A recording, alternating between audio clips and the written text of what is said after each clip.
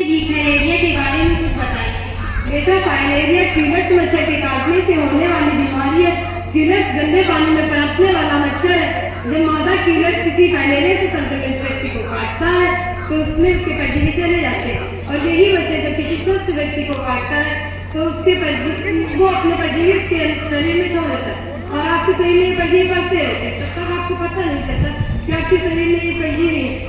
और इसमें चिंता करने वाली ये बात है कि अगर ये मच्छर आज आपको काटता है तो इसके लक्षण आपको 10 से 15 साल बाद दिखाई पड़ते हैं। इसका कोई इलाज होगा? देखो भाई, मैंने फाइलेरिया का पहचान अगर शुरुआत में हो जाए तो इसे ठीक भी किया जा सकता है। और इसे कैसे पहचाने?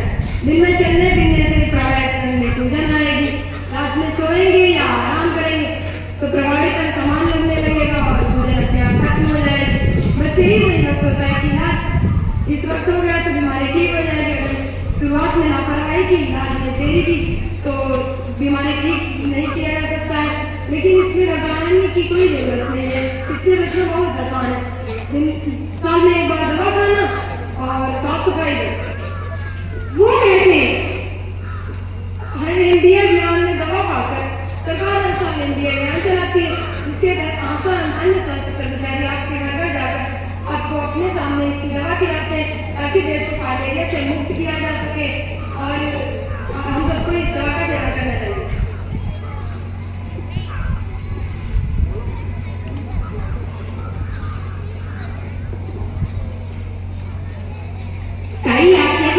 हम लोग आपको हर जगह ढूंढते हुए फिर रहे हैं। क्यों? क्या हुआ? क्यों ढूंढ रहे हैं? हम लोग फाइलेरिया से बचाव के लिए दवाई खिलाने के लिए आए थे, और इस पूरे टोले में कोई दवाई खाने के लिए तैयार ही नहीं है। हम चाहते हैं कि आप चलकर लोगों को समझाएं, वह हम लोग आपकी बात जरूर मानेंगे। हाँ ताई, ये लोग आए थे सुबह दवाई खिलाने, पर हम लोगों के टोले में किसी ने नहीं खाई दवाई। क्यों? कल हम लोगों को लगा जब तक ठीक है तो क्या आलतू फालतू दवा खाएगा आदमी, कुछ हो गया तो उसमें जो भी दवा खिलाई जाती है वह पूरी तरह से सुरक्षित है। और जो आप तबियत बिगड़ने की बात कर रहे हैं, यह सिर्फ उसी व्यक्ति को होता है जिसके शरीर में पहले से फाइलेरिया के परजीवी मौजूद होते हैं। जब हम दवा खाते हैं तब ये दवाई हमारे शरीर में जाकर उन परजीवी को मारते हैं। तब उसकी वजह से हल्के साइड इफेक्ट जैसे चक्कर आना, उल्टी या हल्का बुखार भी हो सकता है। इसका मतलब है कि दवा असर कर रही है, और यह कुछ संकेत है। ये स्वतः ही 1-2 घंटे बाद ठीक भी हो सकता है। फिर भी आपको लगता है कि ठीक नहीं हुआ है तो आप आशा के घर जाकर संपर्क कर सकते हैं या नजदीकी स्वास्थ्य केंद्र जा सकते हैं। तो क्या फाइलेरिया सिर्फ पैरों में ही होता है या शरीर के अन्य अंगों में भी हो सकता है? फाइलेरिया सिर्फ पैरों तक ही नहीं, सिर्फ फाइलेरिया सभी लटकने वाले अंगों में होती है, जैसे हाथ, पैर, लड़कियों के स्तन, पुरुषों के अंडकोश जिसे हाइड्रोसिल भी कहते हैं। कभी कभी पैर में इतनी सूजन आ जाती है कि पैर बिल्कुल हाथी के पाँव के जैसे दिखने लगते हैं। कभी कभी हाथ में सूजन आ जाती है और लड़कियों के स्तन और जन्म में सूजन आ जाती है। और आप सब लोग अपने दिमाग से यह भ्रम निकाल दीजिए कि फाइलेरिया कोई खानदानी रोग या छुआछूत की बीमारी है। यह एक मच्छर से होने वाली बीमारी है।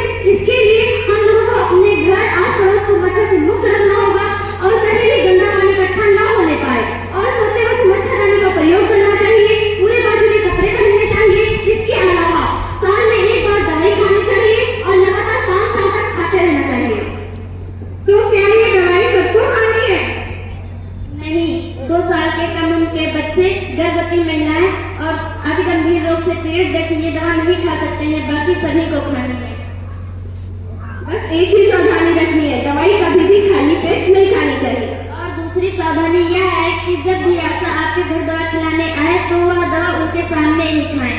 अगर आप किसी काम के चलते वह दवा नहीं खा पाए तो आप आशा के घर जाकर यह दवा खा सकते हैं या नजदीकी स्वास्थ्य केंद्र जा सकते हैं।